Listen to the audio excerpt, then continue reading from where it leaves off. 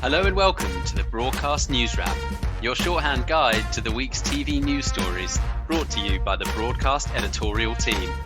I'm senior reporter Max Goldbart, and this week I'm joined by a Newswrap debutante, international editor John Elmes. It's back to work time. Boris Johnson gives us the green light to head into work again, if we can't work from home, of course. But just what does this mean for the TV production sector as the likes of EastEnders and Top Gear resume? Plus, international guru John has been working on a special report about the LA screenings and the mid to long-term impact of the pandemic on the US TV market. All that, plus what we've been watching on this week's Broadcast Newswrap. John, it's great to have you on the pod for the first time. How are you? I'm well, Max. It's an absolute pleasure to come onto the Broadcast Newswrap pod. I've been listening from afar and have been getting increasingly excited about coming on. So this is a momentous day. You've been loving it, John, and you've been giving us all the Twitter love. I think you guys have been doing a great job. I think we've been doing collectively a great job in only 3 podcasts. It's been enjoyable to listen to. Boom. How's your lockdown been? It's been okay. I'm benefiting from the fact that I'm locked down outside of London, surrounded by countryside. I think I would be tearing my hair out were I in the big smoke. Absolutely. Well, I think that moves us on to our first topic of the day, and that's the gradual restarting of TV production. I don't really think there's anything else that we could start on this week. And actually, in the past hour or so, we've just put up a story from a Daily Telegraph op-ed from Charlotte Moore. The BBC is beginning production again of EastEnders and Top Gear. You feel like there's a lot more to come probably over the next few days. I know that ITV are having a look at Corrie and creating some guidelines. Channel 4 ditto with Hollyoaks. So it almost feels like as quickly as everything wound down, we're starting to ramp up again. John, you were listening in last week on an Edinburgh controller session with the heads of the major super indies, and this was the sort of key takeaway. So what were those guys saying? It looks like we are starting to ramp up. How quickly that's going to be remains to be seen. And I think the important thing to remember in this is, and all parties are saying this, it is completely dependent on safety protocols in place. It's a really positive step that productions are coming back into being, having been stymied by the pandemic. We have to cling on to positives as and when they come in the current circumstances. But I think people will rightly be tentative about how and what goes back into production. As you mentioned, the super indie representatives at the Edinburgh TV Festival controller session were very mindful to say that they are putting in place their own protocols to get productions back, but were making sure that they were, strict and with safety in mind. And although they all said that they want production to come back and production needs to come back for the security of the industry in the long term, they were very, very mindful of the fact that they have to be done in a safe environment. And that is, I think, the paramount to them. Safety is absolutely paramount, isn't it? I was reading your piece and there seemed to be more optimism than pessimism almost. James Burstall from Argonon talking about a 1st June restart for the majority of productions, which is now just 2 weeks away. But is that maybe a little bit unrealistic from James? It's hard to say. So James made the point that when coronavirus seemed to be hitting the country hard, pre the announcement by the government to lock down the country, he had been putting in place measures across Argonon Group. So he felt that he was a couple of weeks ahead of other parts perhaps of the industry in putting in place measures. So I think naturally, as they've moved on, they've been able to put things in place ahead of schedule. I think he was very careful to point out that it's not gung-ho. We got some information post the event that certain programming that has, by its nature, protocols that would fit COVID social distancing guidelines is quite important. So filming in remote locations, minimal crew, that kind of thing. And the cheaper or more affordable productions to put into place would come back. I don't see the wholesale return of big period dramas where they need 300 extras to do a ballroom scene coming back in, although James did make the point that they are planning to put in place a quarantine drama. So a drama filmed in quarantine with safety protocols, and they are drawing up those protocols. So it's not one genre coming back. I think there's intention for most genres to try and get productions back, but again, all with the caveat of safety in mind. I'm really keen to see how they go about filming EastEnders, for example. I mean, surely above everything, the 2 meter rule, that's the crux of it in terms of the difficulty. And I just think practically, I don't really know how they would go about that in certain realms. There's also the over 70s issue. We're still within the 12-week period of over 70s basically having to self-isolate. So that's a bunch of crew. I mean, I haven't watched EastEnders or Corrie for a little while, but some of the characters are played by people over the age of 70. We're going to be having an interview with the Neighbours execs, possibly next week. It's going to be Desiree Ibakwe from Broadcast conducting that interview. One thing we were discussing is what you do with the storylines. Are the Neighbours execs and writers going to embrace coronavirus as something they can write about?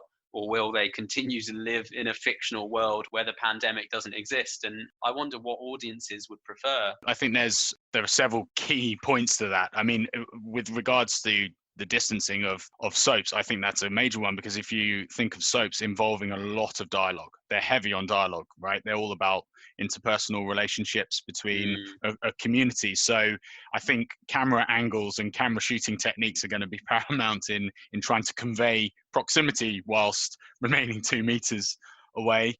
In terms of storylines, it's hard to say. I think Kirsty Swain mentioned it in our colleague Jesse's feature, where he interviewed her about storylines and writing about what you know. I think coronavirus themes are going to have to come into, the everyday dramas, because it seems strange to completely detach oneself from the real world in that sense. But I agree. I don't think necessarily the audience are craving loads and loads of COVID-19 storylines. We've written quite a few pieces, Broadcast, about how we're looking for escapist content at the moment and getting away from the sad and tragic current affairs situations that are going ahead. So writers and commissioners are shrewd people. They make decisions on storylines daily. Yeah, it's a fine line to tread. We're focusing at the moment on shows that have been ongoing for years.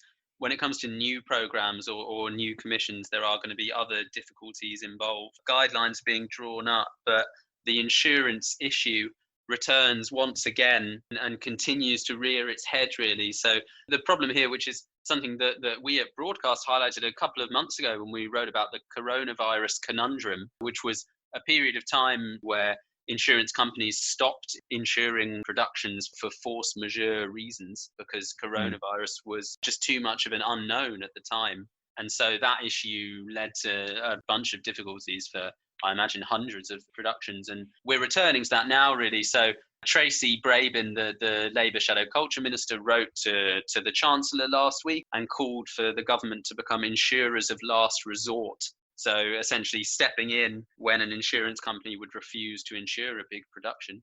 There's something that PACT, the indie trade body, are leading on. I was speaking to John McVeigh last week. He was talking to me about the French fund that's just been put in place. This is what's been called a temporary indemnity fund. A production can apply to it, basically. It's 50 million euros, I believe, maybe just over 50 million euros. And it's like a funding pot almost. Until this insurance problem is sorted, that's probably as paramount as health and safety to really getting TV production up and running. I think the point to make out is that the companies themselves, particularly the super indies, they're putting together these health and safety protocols, which are going to be really detailed. I mean, extremely detailed to every single nth degree, to try and cover all the issues that an insurer might have problems with. So the point is that by making them as holistic as possible and as comprehensive as possible, that will hopefully encourage insurers to insure productions going forward. But, we're in such unprecedented times. What degree do you have to go to write up a protocol list that satisfies everything that an insurer would want? The important point that the super indies made was that a grown-up conversation had to be had with all parties as to who would foot that bill. I think that's the only way forward that we're going to be able to go to get productions off the ground. It's going to be immensely complicated, isn't it? And what I keep thinking when we're having these sorts of discussions is additional health and safety protocols, extra insurance costs, having to get more staff in order to sort of police everybody and make sure they're abiding by social distancing. this all equals money. And what is it that the broadcasters don't really have at the moment? It's very much money. We've talked at length on previous podcasts, especially about ITV and Channel 4's woes, for example. It is quite scary to think that budgets are lowering, but these shows are probably going to cost more to make due to these additional points that we're making. But as we all know, coronavirus isn't only impacting us over here in the UK, and the US has been hugely hit by COVID-19 as well. We don't really need to talk about Donald Trump's antics in particular. But John, you were supposed to be at the LA screenings this week. Yeah, no, it didn't materialize. Obviously, safety, international travel, that kind of thing has put paid to pretty much the entire event in terms of what usually happens, the big buyer screenings on each of the main broadcasters' lots, the upfronts, which are supposed to be happening this week, where advertisers go and see what shows are on offer so they can get the prime advertising spots on broadcast networks. The US has been incredibly hit. Some 130 odd shows affected, halted or delayed from production just in the US, and obviously that's not including international shows that US networks and US studios have a hand in. So it really has been hit. People from the distribution companies, the big studios that have distribution arms connected, they will probably have been, in conversation with their clients quite frequently about what content is on offer, how they're going to access that content. But you're right. I mean, this is the single biggest content crisis in Hollywood since the 2008-9 writers' strike, which had actually reared its head a little bit before COVID-19 became a thing. There was some stuff going on with that, wasn't there? And it's paled in comparison to what's happening now. I don't think it's wrong to say that coronavirus has superseded all issues that have been in the mix beforehand. It's seriously affected the pilot season. It's seriously affected what broadcasters are going to do for their autumn schedules. They call them fall schedules in the US, obviously, and things are being changed. Yeah. And so what's happening with the LA screenings instead?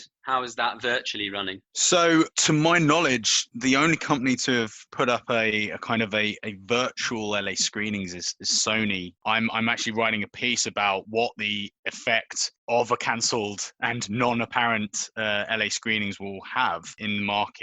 Sony are doing a virtual screening of some of their shows, and then that will be available for buyers, I think. And, presently, I don't think the portal for which buyers can access content is up yet. It's due to take place this month, but it's prepping a digital screening platform to allow buyers to access their content, and will, show some of the full-length episodes of their new shows. But they seem to be the only company that have done an actual virtual event for the LA screenings. The independent LA screenings are taking place virtually this week. That's independent studios and not the big network studios.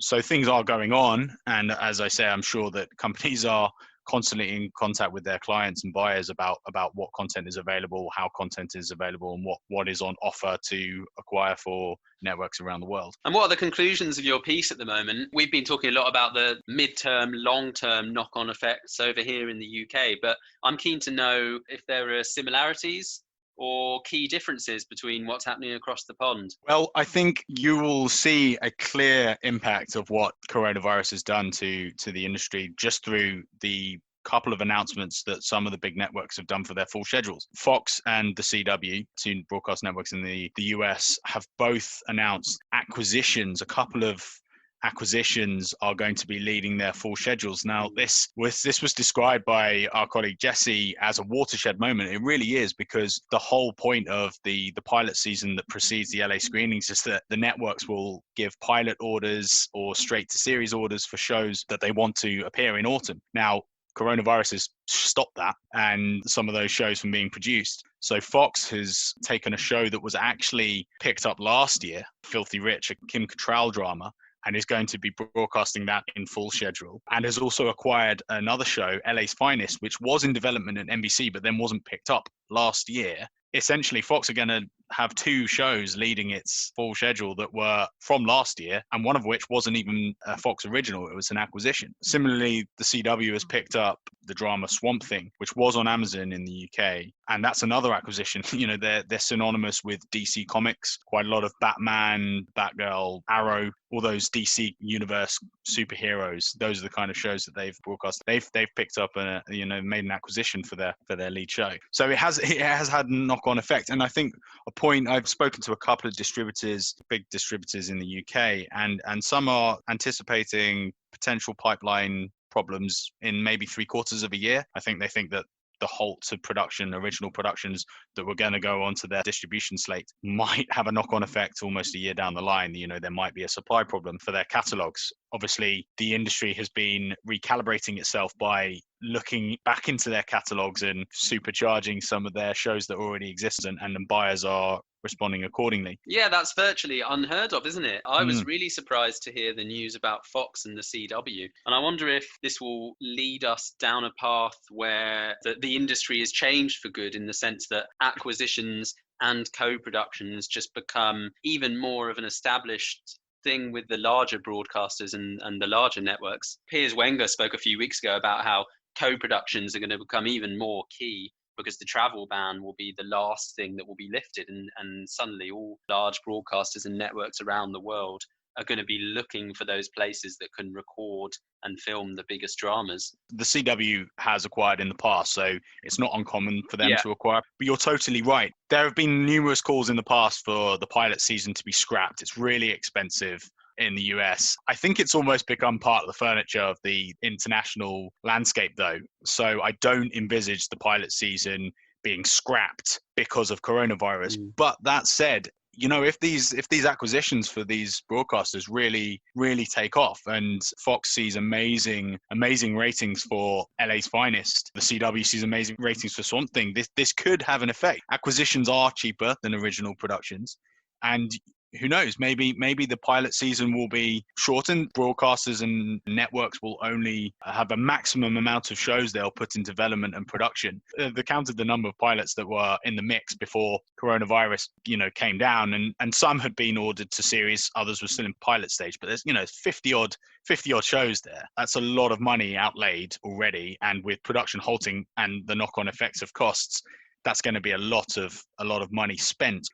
If then the acquisitions do well, I don't know, I could see a network chief going, well, let's have a mix here. Let's say do the amount of original program that we need to attract advertisers, of course, as original programming is always a big ticket for broadcasters.